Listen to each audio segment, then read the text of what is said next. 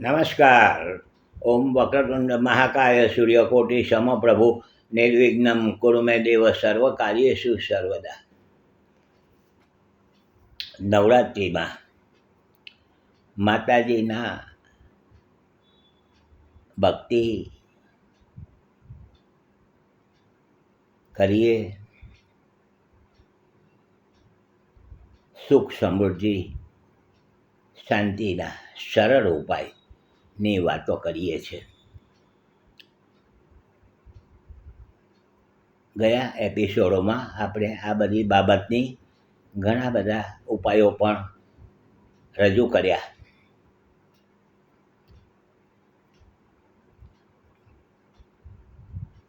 માની કૃપા મેળવવા માટે આપણે જેમ મેં વાત કરી કે ચંડીપાઠનું વાંચન કરવું જોઈએ, પરંતુ આજે સમયના અભાવે એ આપણે કદાચ ન કરી શકીએ. તો ચંડીપાઠમાં જે ચોથો અધ્યાય છે, આ પાછું હું રિપીટ કરતો હોઉં છું.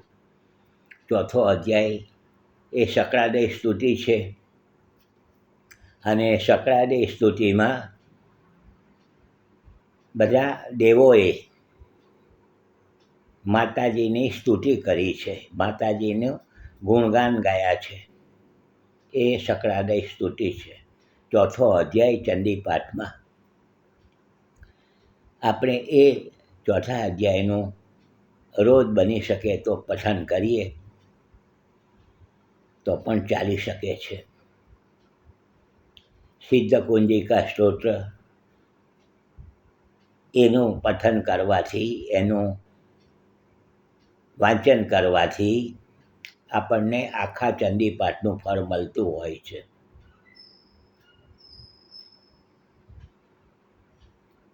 માતાજીના 108 નામ છે, ચંડીપાઠમાં આવે છે. શિવ માતાજીના અષ્ટોત્તર નામાવલી, તો 108 નામનું વાંચન કરીએ તો પણ ચાલી શકે છે. ભગવાન શિવ અને માતા પાર્વતીનો આ સંવાદ છે, અને માતાજીએ એમાં પોતે સ્વયં જણાવ્યું છે કે આ મારા નામનું જે કંઈક પાઠ કરશે એને હું સુખ સમૃદ્ધિ અને શાંતિ પ્રદાન કરાવીશ. આ જોજો, સાંભળવા જેવી વાત છે. માએ પોતાના સ્વમુખે કહ્યું છે. શિવ અને મા પાર્વતીની સાથેનો સંવાદ છે.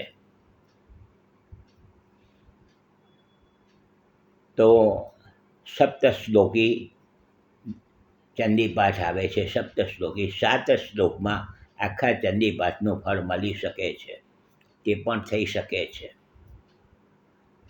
મંત્ર જાપમાં ઓમ આઈમ રીમ ક્લીમ ચામુંડાય વિચે, ઓમ આઈમ રીમ ક્લીમ ચામુંડાય વિચે એ મા ભગવતીનો નરવાણ મંત્ર છે, એ પણ આપણે કરી શકાય છે.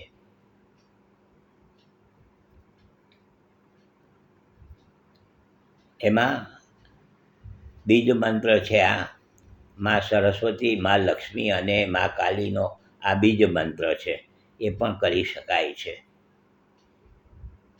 આ બધા સરળ ઉપાય છે, એકદમ સહેલા અને સરળ ઉપાય. આપણા જીવનમાં કંઈક પ્રાપ્ત કરવું છે, માની કૃપા મેળવવી છે, માના આશીર્વાદ આપણા ઉપર રહે, એ માટે આપણે આ બધું કરીએ, માને યાદ કરીએ આ રીતે પણ, તો માની આપણા ઉપર વિશેષ કૃપા ઉતરતી હોય છે.